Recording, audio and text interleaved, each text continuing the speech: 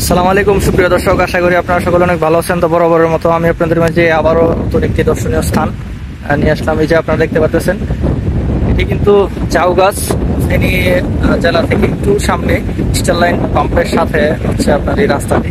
আমি দূর থেকে যখন দেখলাম, ফেনীতে আসলে এরকম অনেক রাস্তা আছে, ফেনী বলেন, নোয়াখালী বলেন, এদিকে প্রচুর রাস্তা এরকম। আমার কাছে আমি দূর থেকে দেখলাম যে অনেকগুলো গাছ একসাথে। আমি ফেনী জেলার মধ্যে অনেক জায়গার মধ্যে এই গাছগুলো দেখছি, তো এই জায়গার মধ্যে অনেক গাছ, তো এই জন্য আমি দূর থেকে দেখা একটু আসলাম। আসে দেখলাম প্রচুর বাতাস। এই গরমের মধ্যে আসলে এই বাতাসটাই একটু প্রয়োজন। এই যে আপনারা যদি এখানে দাঁড়ান দেখতে পারবেন, এই যে প্রচুর বাতাস, বাতাসের কারণে কিন্তু গাছপালাগুলো প্রচুর মরতেছে। দেখতে পাচ্ছেন এই রাস্তাটা কিন্তু অনেক লম্বা, যত দুই ধারে গাছ। তো রাস্তার দুই ধারে যখন গাছ থাকে আসলে কিন্তু জায়গাটা খুব সুন্দর লাগে। দেখতে পাচ্ছেন আশপাশেও কিন্তু একবারে প্রাকৃতিক যে গ্রাম্য পরিবেশ আছে, দেখতে পাচ্ছেন দুই পাশে কিন্তু হাওয়ার বড় ধরনের, এই জন্য আসলে প্রচুর বাতাস। আর এখানে আমি যতক্ষণ দাঁড়িয়েছিলাম দেখলাম প্রচুর মানুষ আসতেছে, একজনের পর একজন আসতেছে। অনেকে আসছে আপনার বাড়ি থেকে এই জায়গায় শুধু বাতাস খাওয়ার জন্য। দেখতে পাচ্ছেন গাছের পাতা কিভাবে নাড়াচড়া করতেছে। অনেকেই আসছে এরকম ভাবে শুধু বাতাস খাওয়ার জন্য।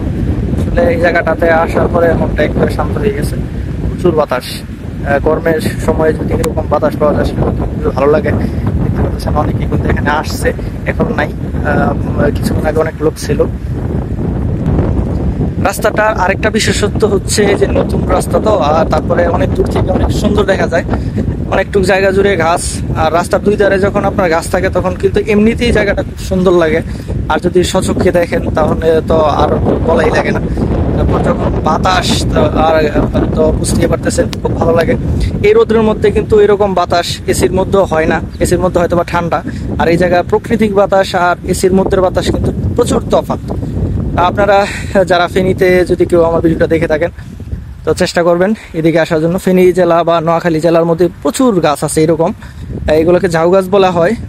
আর রাস্তার দুই ধারে যখন গাছ থাকে তখন কিন্তু খুবই ভালো লাগে। এই যে আপনারা দেখতে পাচ্ছেন আমি অনেকক্ষণ যাবত কিন্তু হাঁটতেছি, পায়ে হেঁটে হেঁটে ভিডিওটা করতেছি।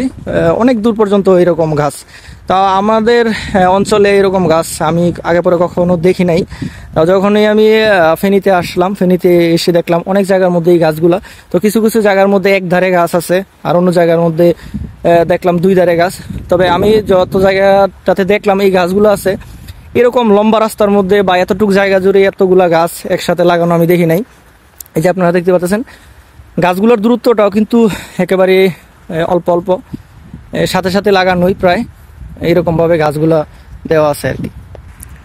আমি কিন্তু অনেক সময় ধরে হেঁটে আসতেছি, মেন রোড থেকে এই রাস্তাটা কিন্তু শুরু। রাস্তা শুরু হওয়ার পর থেকে মেবি হতে পারে 400 থেকে 500 মিটার পর্যন্ত এরকম গাছগুলো লাগানো। এই দেখতে পাচ্ছেন গাছগুলোর দূরত্বটা কিন্তু ওইরকম বেশি নয়, সর্বোচ্চ 2 হাত এরকম ধরনের গাছগুলো কিন্তু লাগানো। আর গাছগুলো এখন ওইরকমভাবে পরিপক্ক হয় নাই, চিকুনি আছে। এই গাছগুলো আরও অনেক মোটা হয়, আমি যতটুকু দেখলাম অনেক মোটা হয়। আমি এদিকে আরও অনেক জায়গার মধ্যে দেখলাম এই গাছগুলো লাগানো আছে। আসলে খুব সুন্দর লাগে। আর যে আপনারা শুনতেছেন বাতাসের শব্দটা এই জায়গায় এরকম ভাবে শোনা যাচ্ছে, হয়তো বা যে বৃষ্টি আসবে এরকম ধরনের একটা পরিস্থিতি তো লাগে। এই যে দেখতে পাচ্ছেন পাশে আরেকটি রাস্তা এরকমই, এটাও কিন্তু অনেকটুকু জায়গা গেছে। ওই যে আপনারা দেখতে পাচ্ছেন রাস্তার দুই ধারেই একেবারে লাগানো এই গাছগুলো। আসলে আমি সর্বপ্রথম দেখছিলাম কক্সবাজারে যখন গিয়েছিলাম, তখন দেখছিলাম রাস্তার দুই ধারে গাছগুলো লাগানো। তারপর বরিশাল গেছিলাম, বরিশালেও দেখছিলাম এই গাছগুলো লাগানো আছে। আর নোয়াখালী এসে আমি সবচেয়ে থেকে বেশি দেখলাম নোয়াখালী ফেনীতে এই গাছগুলো সবচেয়ে থেকে বেশি। আমার যতটুকু এরিয়া আমি ঘুরছি, ঘুরার পথে সবচেয়ে থেকে বেশি পেলাম ফেনীতে। আবার নোয়াখালীর দিকেও আছে শুনলাম। এই যে দেখতে পাচ্ছেন এদিকেও কিন্তু রাস্তার দুই ধারে গাছ। আর ওই যে মানে পাশের যে রাস্তাটা, ওইটা কিন্তু একবারে অনেকটুকু জায়গা জুড়ে আছে। আসলে রাস্তার দুই ধারে যখন গাছপালা থাকে, রাস্তাটাতে হাঁটাচলা করতে বা বাইক ড্রাইভ করতে খুবই ভালো লাগে। আর বাতাসটার কথা তো বলতেই হয় না, খুব ভালো লাগে। যে দেখতে পারতেছেন গাছের পাতাগুলো কিন্তু প্রচুর বেগে নড়তেছে। আসলে সচক্ষে যেরকম ভাবে দেখা যায় ফোনের মধ্যে কিন্তু ওইরকম ভাবে দেখা যায় না। দেখতে পাচ্ছেন খুবই সুন্দর প্রকৃতি, আসলে খুবই সুন্দর প্রকৃতি। কাছে যদি যান তখন সেটি আসলে পরিপূর্ণভাবে উপলব্ধি করতে পারবেন। প্রকৃতিকে আসলে ফোনের মধ্যে বা কোনো ভিডিওগ্রাফির মধ্যে তুলে ধরা আসলে সম্ভব নয়। প্রকৃতি আসলেই সৌন্দর্য, যা উপভোগ করতে হলে প্রকৃতির কাছে যেতে হয়। এই যে আপনারা শুনতে পাচ্ছেন কিনা জানি না, একটু খেয়াল করে শুনবেন যে বাতাসের শব্দটা কিভাবে শোনা যাচ্ছে।